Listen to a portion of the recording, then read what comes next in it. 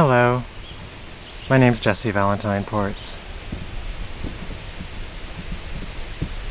Today I want to talk a little bit about pride and what it means to be trans on Pride. This is from my own personal perspective, as I'm getting pretty old. I'm pushing 50 now, and I'm a late transitioner. I didn't really transition full-time until I was 38. So think of me as the older generation. A lot of us were in the closet for a long time. Most of the trans people I know these days transition between the ages of 4 to 8,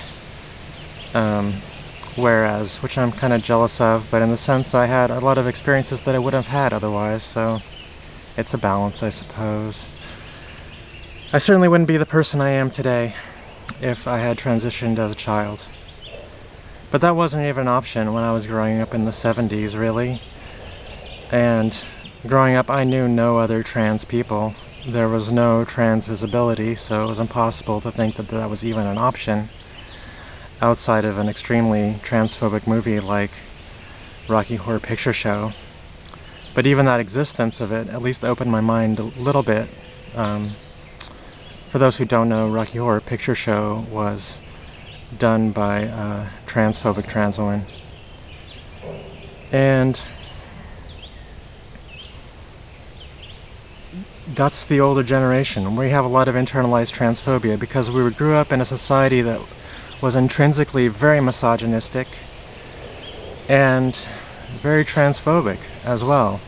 Femininity, if you were assigned male at birth, was absolutely verboten. No way you could at all be a sissy. You know, being a sissy was horrible. You could be a tomboy, that's fine, but Lord help you if you're a sissy. Because, you know, men are held to a much tighter restriction in terms of their expression. That is part of the male box where they're not allowed to have the range of emotion or the range of expression that people who are assigned female at birth are.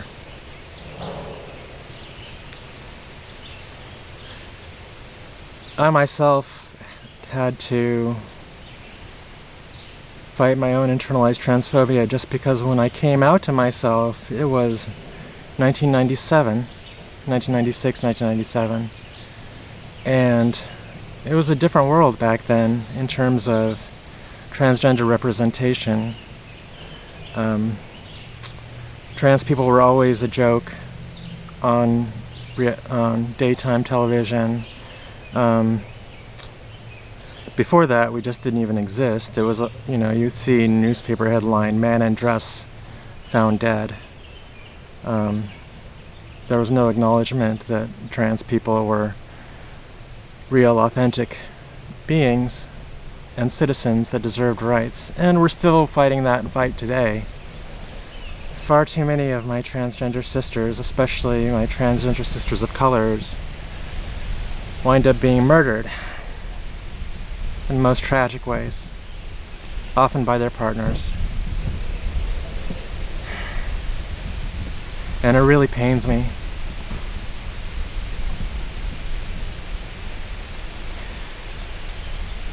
But so we fight to be out and visible, so that children younger than ourselves do not have to go through the same hardships that we did. We fight so that there's a younger generation that is more free to be themselves. They're not confined by what society tells them they are supposed to be. They have the freedom to express themselves without fear of reprisal. And when you're not allowed to express yourself in an authentic way, you become innately closed off. Every part of you feels like it could be up for reproach at all times.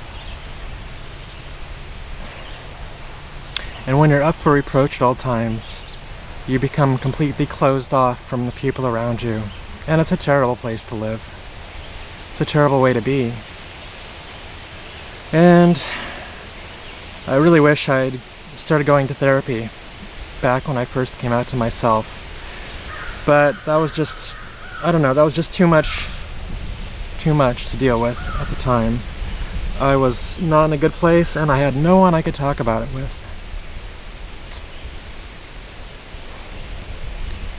It's my hope that in the future we don't have so much internalized transphobia. When I did finally come out of the closet, it wasn't easy, and I eventually decided, well, I was living most of my life outside of work as a woman. I had always been, in my mind, fundamentally in a lesbian relationship with my wife. And the thought of growing old and dying as a man was more than I could bear.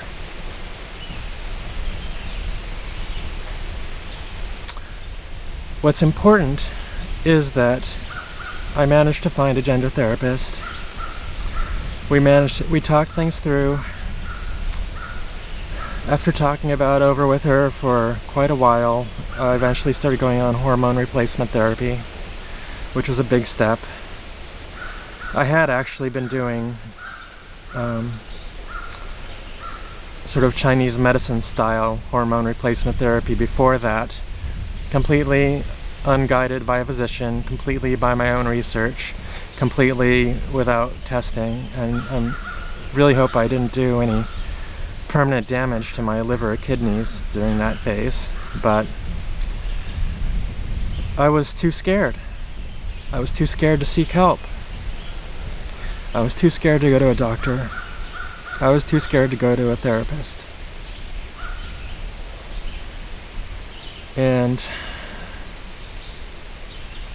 the first time I even brought it up to my first therapist, who I started seeing because I was depressed, she was not that supportive. She told me, why, what was it exactly? I told her I had these things going on in my mind, how I was a girl, I'm a woman, and she didn't see me that way. Like that matters. It doesn't. And she encouraged me to try and change my thought processes, which is a valid psychological tool. But in this case, it was the wrong thing. It was close to reparative therapy, which just does not work, and it actually causes quite a bit of harm.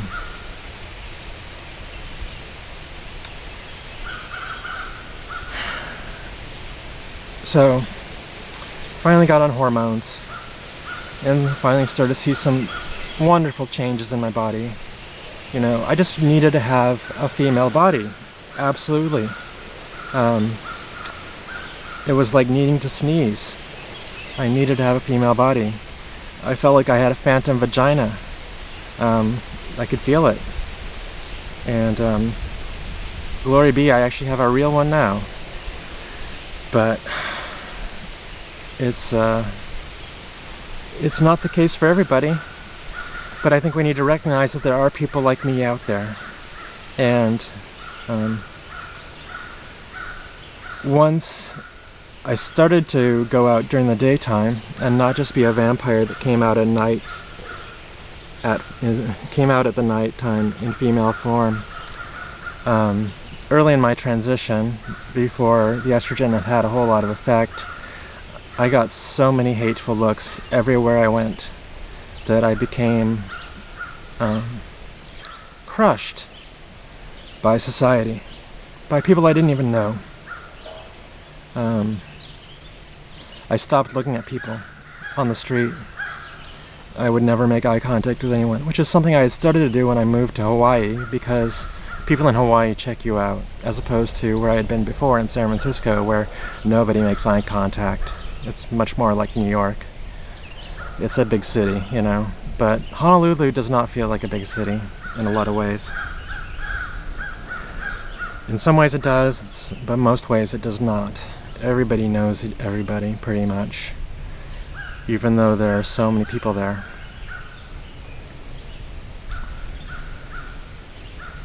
And so being seen became traumatic. And in addition to that, I later realized that I had a ton of internalized transphobia just because of how our society treats women and talks about women and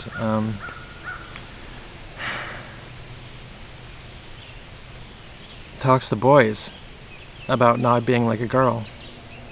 That's the main thing. But there are lots of factors in this, and it was a long process to go through and remove that internalized transphobia.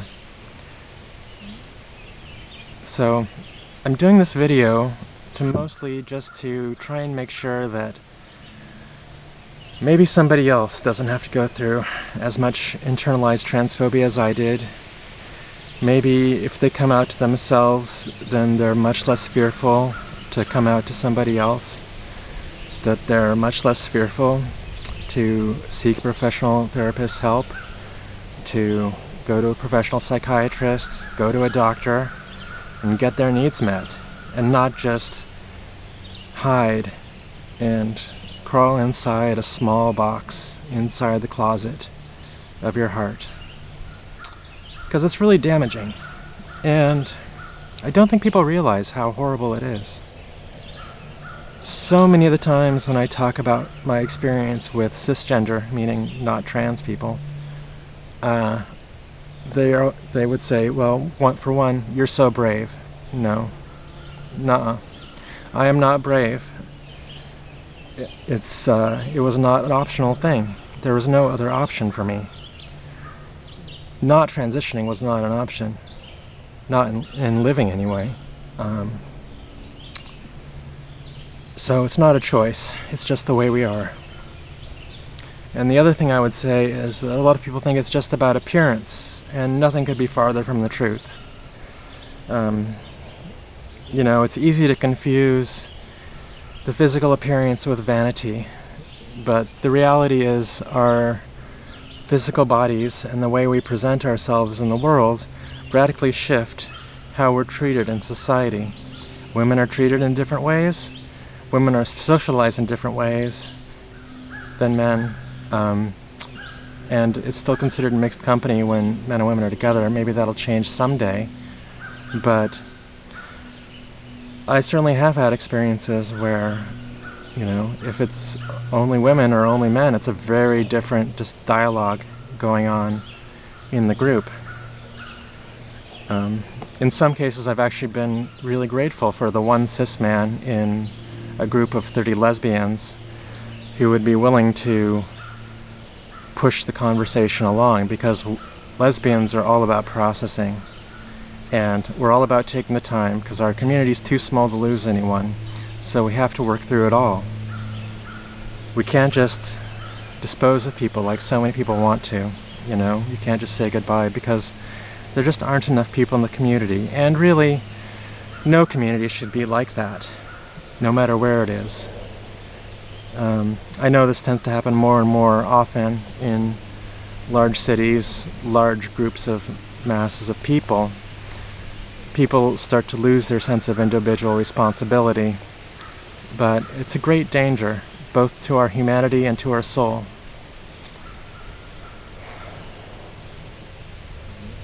I'm not sure what else I can say about trying to avoid misogyny and transphobia, other than check out the works of Julia Serrano. She's a writer who has done some brilliant writing about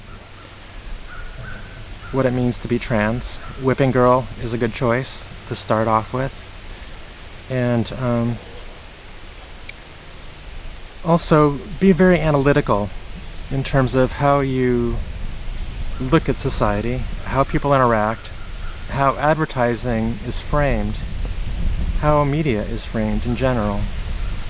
And think about, well, if you were going to produce that piece of media, how would you do it differently? Or what would you do that would make it better, or more neutral, or open to everybody, as opposed to just a very specific demographic? Anyway, happy Pride.